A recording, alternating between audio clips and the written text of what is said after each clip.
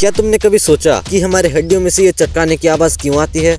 तो देखो, हमारे हड्डियों में जॉइंट्स होते हैं और इन जॉइंट्स के बीच में एक चिपचिपा सा गाढ़ा लिक्विड भरा होता है जिसे साइनोवियल फ्लूइड भी बोलते हैं। और इन लिक्विड्स का काम होता है कि हमारे हड्डियों को मूव करने में स्मूथनेस बनाए रखना, बिल्कुल मक्खन की तरह, और हड्डियों को आपस में टकराने से रोकना। पर होता क्या है कि जब भी हम अपने हड्डियों को घिसते हैं या फिर कोई फिजिकल एक्टिविटी करते हैं तो जो वो लिक्विड रहता है वो भी घिंच जाता है और इसके वजह से उस लिक्विड के अंदर एयर बबल्स बनते हैं और जब ये एयर बबल फूटते हैं तब ये चटकाने की आवाज आती है। लेकिन कुछ लोग बोलते हैं कि ये करने से हड्डियां कमजोर हो जाती हैं, लेकिन ऐसा कुछ भी नहीं है मेरे भाई। बिंदास अपने हड्डियां चटकाओ।